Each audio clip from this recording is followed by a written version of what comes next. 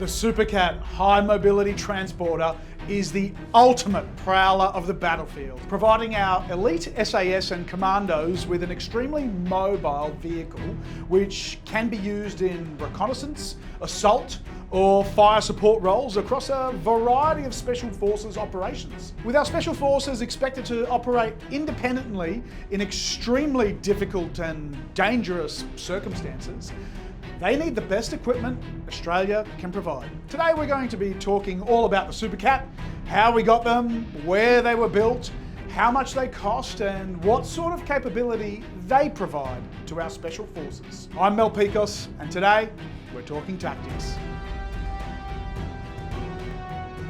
The previous SAS patrol vehicles was the Long Range Patrol Vehicle, or LRPV.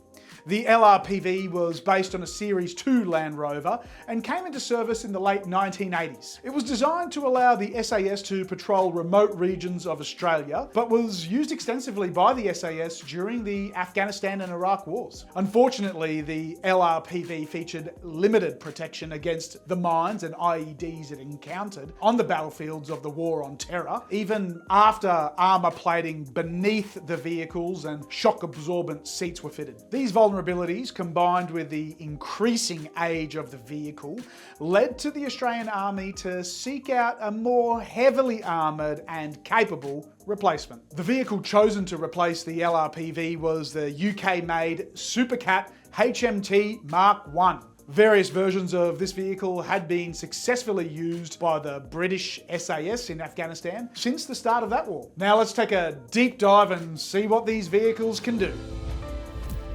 What is the Supacat? As it says in the name, the Supacat HMT is a high mobility transporter. It is made to support a typical 5-man SAS patrol. This is a vehicle which is designed to successfully operate in rugged and remote terrain with minimal maintenance required. Its open cabin and removable doors cuts down on weight, lowers the vehicle's centre of gravity, and gives the crew freedom to easily operate mounted weapons or quickly disembark if needed. Think of it as a big armoured all-terrain vehicle. The Supacat features a modular design which allows different components to be swapped out depending on mission requirements, but it is capable of carrying a variety of weapons, communications, and surveillance equipment. Given its low weight and small size, the Supacat is easily deployable by sea or air, being able to be slung under a Chinook helicopter, for example. The Supacat's logistics requirements are also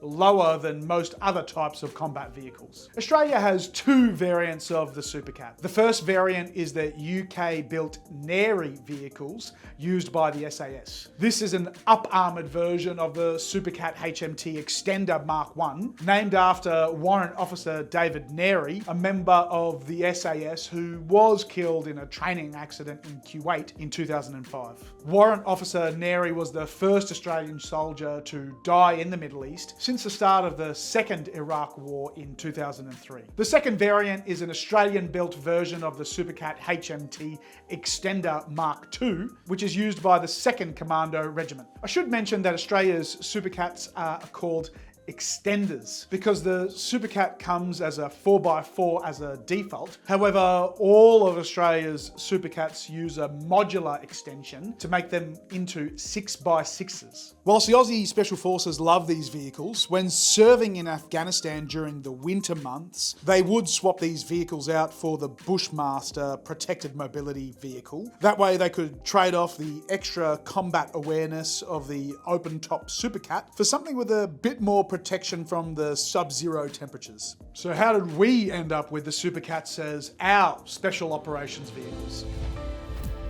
Procurement.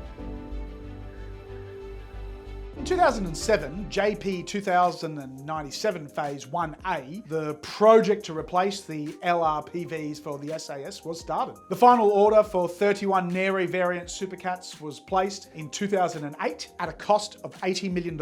However, as is so often the case with ADF procurements, there were serious issues and delays getting these vehicles operational after they were delivered in 2009. The main issue seems to be that US-made communications systems used by the Australian Army and installed on the Neri were causing interference between internal systems on the vehicle. This led to final operational capability being delayed by about 3 years later than the planned date. The vehicles finally reached final operational capability in June 2012. Despite the delays, a number of Neris saw service in Afghanistan while Australian troops were still deployed there. By 2011, under JP 2097 Phase 1B, procurement work to acquire more Supacats for the commandos was underway. In 2014, the Australian Army ordered 89 HMT Extender Mark IIs at a cost of $105 million. Unlike the Neris, which were built in the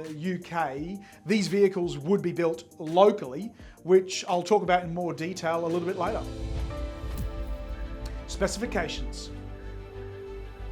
There isn't a lot of publicly available information on the specifics of the Australian variants of the Supacats, which I guess makes sense given they are Special Forces vehicles. The specs we'll talk about today are generic to the Supacat HMT Extender Mark II, which is what the variant the Commandos used is based on. The gross weight of the Supacat is 12 tonnes and it can carry a payload of 3.8 tonnes. Its maximum speed is 120 kilometres per hour and it has a maximum road range of 1,000 kilometres using its internal fuel tanks. The standard loadout for the vehicle is 2 Mag 58 7.62mm machine guns and either a 50 cal heavy machine gun or a 40mm automatic grenade launcher, with each of these weapons on a mount and ready to fire at a moment's notice. There would also be the Commandos' personal weapons, which are generally an M4 or Mini-Me light machine gun, and also anti-armor weapons, being either the 84mm Carl Gustav recoilless rifle or the Javelin missile system. The Supacat also features some impressive off-road capabilities, including being capable of fording water up to a depth of 1 metre with no preparation, tackling gradients of up to 60%, and handling a side slope of up to 32 degrees. The Supacat also features blast and ballistic protection, as well as a variety of weapons mounts capable of equipping machine guns, automatic grenade launchers, and rocket launchers. Local manufacturing. As I mentioned earlier, the Neris were built in the UK. However, the 89 Commando Supacats were manufactured locally. Supacat, the company, partnered with a consortium of 15 Australian businesses across Victoria and New South Wales to manufacture components, with final assembly of the vehicles occurring in Western Sydney. This project created 55 assembly jobs in Western Sydney and another 100 or so across the rest of New South Wales and Victoria, producing components for the Supacats. In early 2013, Supacat opened another facility in Port Melbourne to provide maintenance and logistics support to both the Neris and the locally produced Supacats. This production was so successful that the New Zealand Defence Force ordered an undisclosed number of Supacats in 2016, which were also built in Western Sydney in 2017 and went into service with the New Zealand SAS in 2018. This was a great little export win for the Australian defence industry, with the total cost of the contract being around $13 million. The Australian Supacat team continues to operate in Australia, supporting the maintenance of our Supacats, and is also partnering with Rheinmetall Defence Australia to help with the Boxer program. Check out my video on the Boxer in the link up above. In June 2023, it was announced that Australia would donate 14 of the Commando Supacats to Ukraine's war effort against the Russian invasion. These vehicles were delivered to Ukraine by March 2024 and have since seen action. What do you think? While it's unlikely that Australian Special Forces will be using Supacats to patrol around the Middle East anytime soon, these vehicles are still critical in enabling the SAS and Commandos to patrol Australia's remote north. Special forces are highly skilled in field observation and intelligence gathering in hostile environments. They are also capable of applying lethal force in a very targeted way when necessary. The Supacat enhances that ability by providing our special forces with appropriate mobility, crew protection, and fire support. If the Australian Army is ever involved in a major conflict, the Supacat will help our special forces to provide critical land-based intelligence, surveillance, target acquisition, and reconnaissance to the rest of the Army. For such a small force, Australia asks a huge amount of our SAS and commandos, and they always come through. For that reason alone, I think they need to be supported by the best equipment we can provide. But what do you think about the Supacat? At an average unit cost of almost $2 million, they weren't cheap. Was the purchase worth it? Especially as they were delivered as the war on terror was winding down. I'd love to know your thoughts in the comment section down below. If you enjoyed this video, hit that like button and subscribe so you don't miss the next one.